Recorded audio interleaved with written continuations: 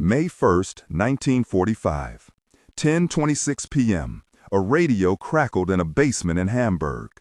Candle flames threw small, trembling pools of light across faces cupped against the cold. Someone adjusted the dial. Someone else held a child who would not stop shivering. The voice on the radio said the words that had been waiting for months, words that, in theory, could change everything. Adolf Hitler is dead. For a moment, nothing happened. Then a woman, hair streaked with dust and ash, breathed, "Good." And the sound seemed both like relief and something else, a brittle, exhausted permission to go on. That moment in that basement is where this story begins. It is not a story of a single emotion or a single verdict. It is the story of small rooms and long roads, of basements and bakeries and bombed-out streets. It is the story of how people who had been living at the edge of survival received a piece of news that could mean many different things. For some, the announcement offered a sliver of hope. For others, it was irrelevant to the immediate calculus of shelter, food, and safety. For a few, it opened the first tiny doorway to moral reckoning.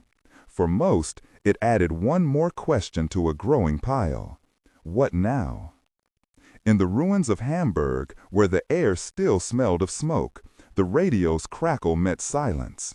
In a cellar near the flattened Elbe riverside, Frau Richter, a woman in her 60s who would later be recorded among those who took shelter in basements, remembered that there was no cheering. There was a kind of stillness, as if everyone in the room had been holding their breath together and, at once, realized breath had simply to be taken. A neighbor pressed her lips together and began to cry quietly. Another, younger, looked at the plaster ceiling as if it could answer whether anything would change the next morning. For them, Hitler's death meant a pause in fear, not its end. It was a sentence that might ease the immediate terror, but did not provide bread or a roof. Hamburg's streets had been hollowed out by months of bombing raids. Whole neighborhoods were gone, and with them went many of the daily interactions that make up ordinary life. The baker's friendly nod, the school teacher's weekly rounds, the small market that made food predictable. Without these, reactions were measured against immediate needs. People who had just survived a night of raids calculated whether they could move north to a relative's house, whether the train tracks into Denmark were still usable, whether the bridge over the Elbe would hold a loaded cart. Political meaning arrived later, if at all. A few miles and many realities away, Berlin received the same piece of information with a different burden.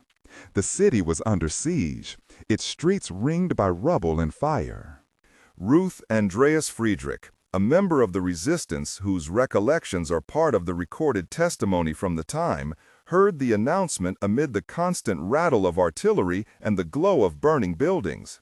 In the cramped apartment she had shared with others, people listened with ears shaped more by survival than by ideology. They had been hiding anybody who could be hidden, doing the slow arithmetic of ration cards and false papers. When the radio declared the Führer dead, Ruth's first thought was not national triumph, it was, will this make it safer to move people to the trains? For her, Hitler's death meant a practical question. Could the network of care she had helped build now operate with a slightly smaller risk of discovery? The nature of the radio itself deserves a moment of attention. Reception was inconsistent. In some places, the announcer's voice reached clearly. In others, static and rumor took hold. News as a concept had become fragmented, like the country itself.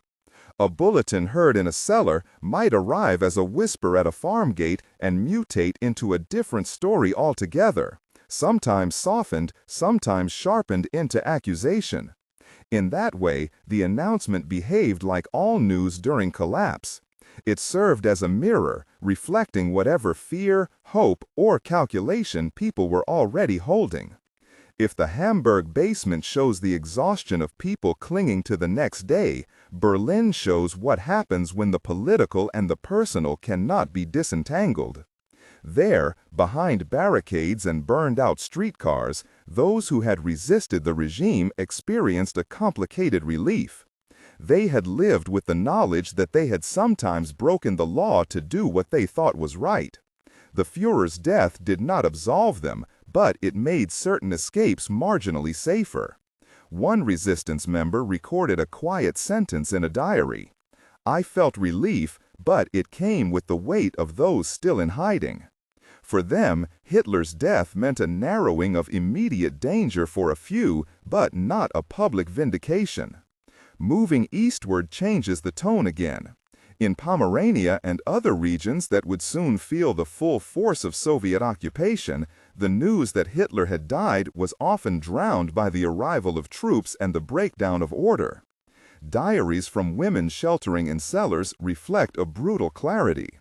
The political fate of a distant leader had little bearing on what was happening at the house next door. "They said on the radio he was dead," one anonymous entry reads in the translated account of a woman in Berlin. But the men outside the door did not care for radio. For many women, Hitler's death meant nothing on the day it arrived. The practical horror of sexual violence, looting, and the sheer need to survive was a more powerful shaper of behavior than any announcement over the airwaves. This is a difficult point to describe with the sensitivity it requires. The arrival of Soviet troops brought documented instances of mass violence that altered daily calculations of safety for countless civilians. When historians and survivors speak of those weeks, they do so with a mixture of sorrow and restraint. For women in occupied territories, the day that a radio declared the dictator dead did not immediately change the requirement to hide, to barter, to perform the constant, exhausting acts that keep a household intact. The death of a leader was, for them, an abstract event that had little immediate purchase on the cold, damp reality of the cellars they inhabited. In the West, in towns like Frankfurt, a different scene unfolded. There, space, both physical and mental, began to open for reflection. Allied forces moved into urban centers with cameras and the blunt language of documentation. Films of concentration camps were shown to civilians, often by occupying authorities intent on exposing the reality of the regime's crimes. For some, these images produced a shock that translated into moral reckoning. Wilhelm Müller, a schoolteacher in Frankfurt whose name appears in some accounts of the city's immediate aftermath, reportedly said later that being confronted with the filmed evidence of the camps was a turning point. He had taught his students from textbooks shaped by Nazi doctrine and had received orders to praise the regime in small, everyday ways. Seeing the camps, he later recalled, felt like being shown a mirror he had refused to look into. In those Western towns, Hitler's death meant the beginning of shame for some, and for others an opening to ask public questions about responsibility. Cafes filled with men who had never before questioned the propaganda. Schoolrooms hosted teachers who were suddenly painfully aware that their curricula had been part of a system that enabled atrocity. For some ordinary citizens, the death of the dictator was the first time they realized the extent of what had been done in their name, even if they had never actively supported murder. The arrival of film, of testimony, and a free press created a space where private conscience could begin to intersect with public history. Not all reckoning happened immediately or equally. In many rural areas, older farmers received the news of Hitler's death with a kind of experienced resignation.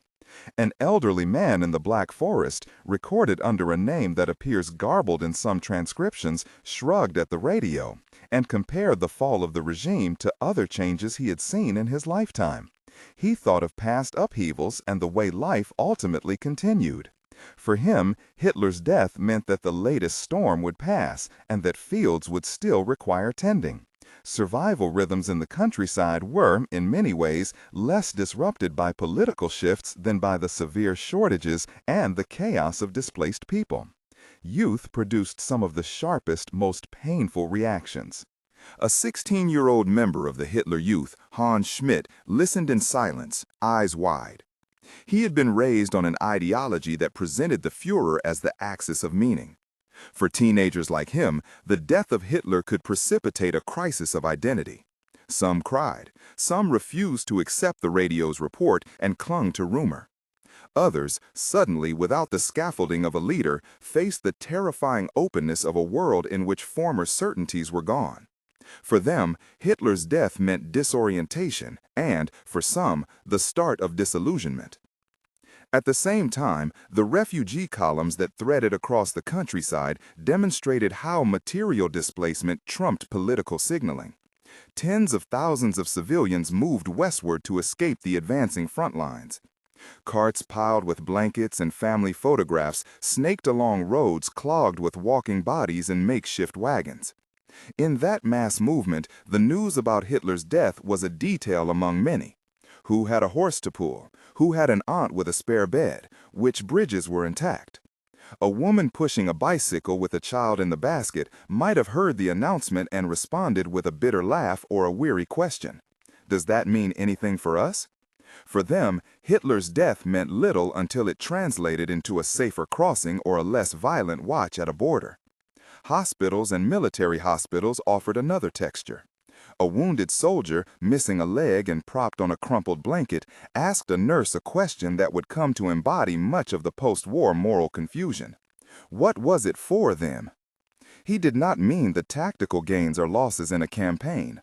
He meant the human calculus of suffering, the lives lost and the futures ruined. The radio's claim about Hitler's death did not restore his limb or the comrades buried in fields. It only intensified the urgency of making sense of what that suffering had achieved. For many soldiers and for families who received telegrams of loss, Hitler's death meant the hard question of whether the sacrifices had any meaning beyond the survival of a regime now ended. The bunker beneath the Reich's chancellery, mentioned often in contemporary accounts and in the reverberations of that night, presents a stark contrast with ordinary civilian spaces. There, among officers, secretaries, and those who remained close to the regime, reactions ranged from despair to fanaticism to suicide. Some chose to end their lives rather than face capture. Others debated escape. A few clung to the hope, until the end, that the world would somehow reverse itself.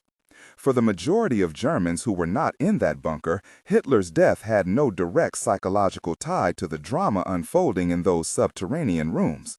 For them, it was a headline with varying degrees of personal relevance. For the people in the bunker, it meant an immediate existential collapse of the world they had helped build.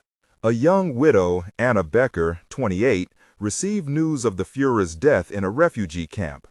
Her husband had been killed months earlier on the Eastern Front. Her home had been destroyed in an air raid. She had lost her neighbors. When someone told her the radio message, she did not celebrate. She asked only, "Does this mean Papa is coming home?" A child's lamentational assumption that the end of a leader might reverse personal loss. For Anna, Hitler's death meant a painful and ultimately false hope. It was a reminder that political events rarely return to repair what history has broken at the level of families. Across Germany, the principle remained. Context mattered more than the news itself. In cities turned to rubble, the announcement could be an interruption to a night's work of salvaging iron from a collapsed house. In isolated villages, it might pass like bad weather, noted then ignored. In communities that had sheltered persecuted people, it might come with relief but also with the practical task of moving them to safety. In hospitals and morgues, it raised questions about the meaning of sacrifice and the duty to remember. For them, Hitler's death meant whatever eased, complicated, or failed to change the immediate necessities of life. There were also moments of very public, visceral reaction in places where the Allied forces chose to show German civilians the evidence of Nazi crimes. In some towns, occupying officials gathered groups of local citizens to view footage of the camps. The images were intended to force acknowledgement. Testimony from those who watched describes a stunned silence, a clumsy scramble for explanation, and then, in some cases, the first utterances of shame. A teacher might stand before a class with a new understanding of what had been taught as history and what had been deliberately hidden. A factory foreman might realize the people once assigned to a room for special purposes were, in fact, victims. For these viewers, Hitler's death meant the removal of a veil that had allowed ordinary complicity to continue unnoticed. It did not, however, instantly dissolve the mechanisms of guilt and responsibility. Instead, it opened up a slow, painful reckoning. But such moments were not universal. In many towns across the Soviet-occupied East, where chaos reigned and authority lay fragmented, people had no space for public viewing or moral lessons. Their immediate challenge was the maintenance of life under conditions of occupation. When a radio announced the Führer's death in one of these villages, a mother might respond not with reflection, but with a practical question. Are there more eggs in the market tomorrow? The personal calculus of survival overruled national narrative. There were also those who reacted with anger, bitterness, or a desire to place blame on convenient targets. In the aftermath of defeat, scapegoating persisted in various forms. Some blamed the Jews, some blamed the Allied bomber crews, some blamed fortune or fate. Such reactions were part of the complex psychological landscape of a defeated nation. While historians can note patterns, the everyday reality was 1,000 private reckonings that sometimes contradicted each other. Relief and rage sitting in the same streetcar. Shame and denial sharing a kitchen table. Not every private reckoning turned toward guilt. For some, Hitler's death meant a pragmatic opportunity, the chance to claim a ration, to secure a job with the occupying authorities, to rebuild a shop. People whose daily lives were defined by scarcity weighed the political implications of the announcement against a simpler, pressing need, the call to feed children. A mother with 2 hungry toddlers might hear the radio and think first of where the next bread would come from. In that sense, the death of the dictator was filtered through the most basic human instinct, to keep one's family alive. Generational differences mattered as well. Older Germans often compared the collapse of Nazism to other historical shifts they had lived through. Young people, many of whom had been indoctrinated in the Hitler Youth, experienced a rupture of identity. Teenagers who had chanted, marched, and internalized the Führer cult suddenly confronted a world where their rituals and badges had lost official meaning. For some, this led to defiant holdouts, refusal to accept the news, continued attendance at small gatherings, and for others, to a rapid disillusionment that would shape their post-war politics and personal allegiances. For them, Hitler's death meant the end of a myth, and the difficult task of reconstructing a sense of self in its absence.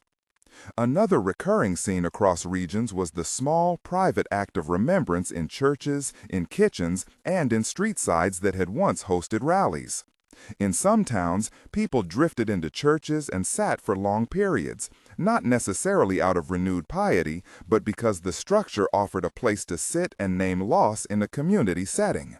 In certain parishes, priests gave sermons that mixed pastoral comfort with calls for reflection.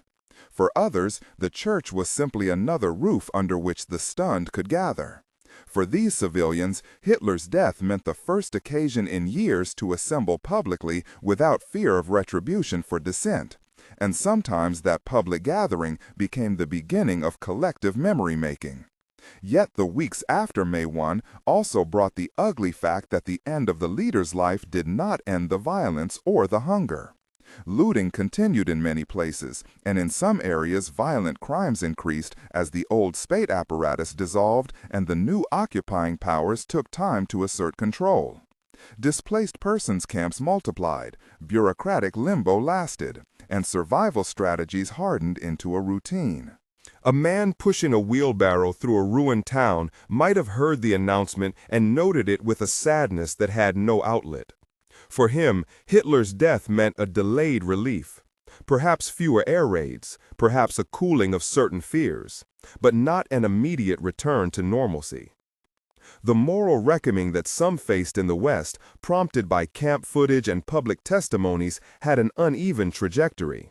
For some citizens, it sparked genuine contrition and a willingness to participate in denazification processes or to support survivors. For others, it provoked defensive rationalizations. They had been misled, they were misinformed, they had only obeyed orders. The teacher in Frankfurt who felt shame would later try, in small ways, to educate his pupils differently. Other teachers simply carried on, finding new ways to avoid the question. The complexity here is essential. Public exposure to atrocity can create moral awakening, but it can also lead to denial, to a reframing of responsibility, or to resigned passivity. There were intimate moments that captured that complexity better than any broad claim. A woman named Greta, recorded in some testimonies as a 43-year-old who had lost both husband and sons, sat in a bakery doorway and stared at the sky after she heard the radio. She whispered nothing. The radio's announcement did not give her a place to direct her grief. For Greta, Hitler's death meant that the person most blamed for so much was gone. But it did not bring back family or heal the household's hinge-sick losses. Her reaction could not be summed up by political language. It lived in the absence at her table. Other reactions were more pragmatic, even bureaucratic. Local officials who remained in towns tried to keep services running. Post offices, where they could, attempted to deliver messages that would never arrive. Municipal clerks recorded names for ration lists and for refugee registers. For them, Hitler's death meant a potential change in oversight and a slow reorientation toward dealing with practicalities in the presence of occupying forces. The administrative continuity and disruption mattered because the work of rebuilding would proceed through names on lists and the steady recalibration of civic life. In the soldier's question, what was it for then, we find the moral core that the announcement invited and then could not fully address.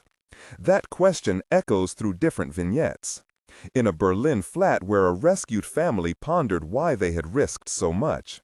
In a Bavarian village where a man wondered why his son had died. In a Frankfurt classroom where a teacher asked whether his silence had made him complicit.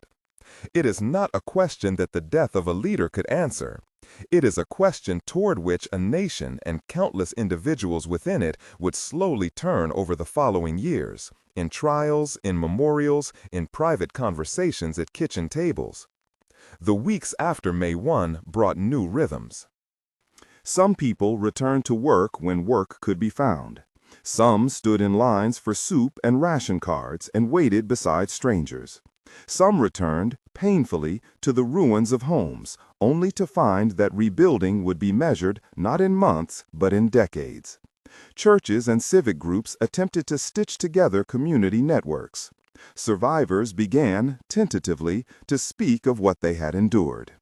In towns with occupying forces, the presence of a new authority sometimes made it safer to find lost relatives or to report crimes.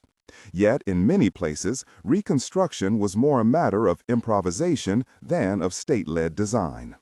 The interviews, diaries, and memoirs that inform these vignettes show a nation of private reckonings rather than a single unified reaction. Individual testimony remains essential for understanding what ordinary Germans felt and did when they heard the announcement.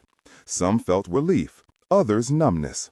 Some redirected their fear into practical plans, others into public shame. The death of a dictator, important as it was, arrived within a landscape already defined by ruin and hunger. For many, the news was a momentary punctuation mark, whose significance would only be written in the months and years that followed.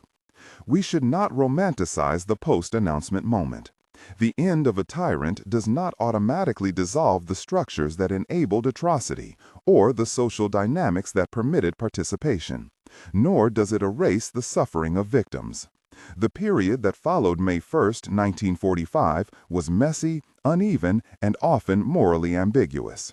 It was a time in which small acts, a teacher trying to change his curriculum, a neighbor sharing bread, a refugee finding a bed, mattered alongside large questions of accountability. It was the beginning of processes, legal, civic, and personal, processes that would take generations to complete. If there is a single image that best captures the variety of reactions, it is not a parade or a protest, but a collage of private scenes. A basement with a woman whispering good.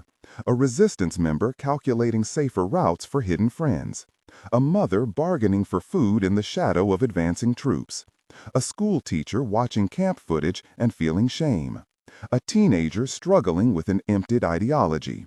A wounded soldier asking the fundamental question about sacrifice. Each vignette gives us a different translation of the radio's words. May 1st's announcement closed one chapter, but did not end the story. It began another, a long, uneven process of survival, reconstruction, and moral reckoning. For many ordinary Germans, the news initiated a private accounting.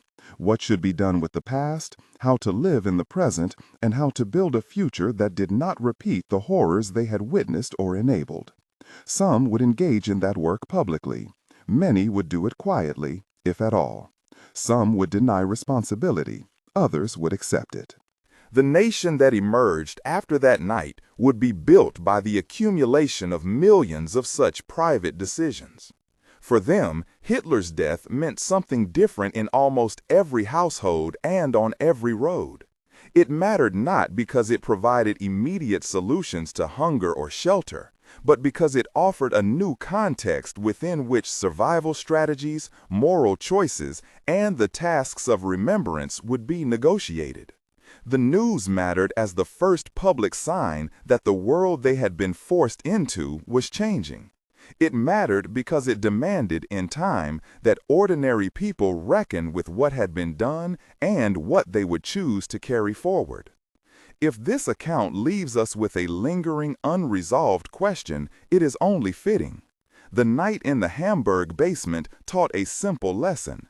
A single headline can alter a nation's narrative, but cannot in itself heal the wounds or settle the debts of history. Only the patient, often painful work that followed, the trials, the conversations, the memorials, and the daily acts of rebuilding, could begin to answer what the soldier meant when he asked, "What was it for then?" If these first-hand reactions have moved you and you wish to explore more voices from that year, like and subscribe to follow the full exploration of ordinary people's experiences in 1945. In the end, the death of the Führer closed a terrifying chapter of centralized violence. It did not close the many smaller chapters that people would write afterward. The months of queues for bread, the efforts to locate missing family members, the attempts to establish truth, and the uneven emergence of collective memory. It is in those smaller chapters that the meaning of that radio announcement was finally forged, slowly, in kitchens and courts, in classrooms, and in the quiet work of neighbors tending the same garden. There was no single German reaction to the news of Hitler's death. There were millions of private reckonings, each shaped by place and need and memory. For some, the words on the radio were the beginning of a moral awakening. For others, they were an irrelevant detail amid survival. For many, they offered a hollow relief that could not mend what had been broken. The process of rebuilding, materially and ethically, stretched forward, uneven and arduous. The question of what it was for would not be answered in a day, nor solely by the death of one man.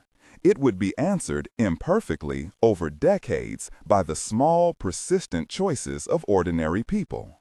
For more survivor accounts and the history behind them, subscribe and check the sources in the description.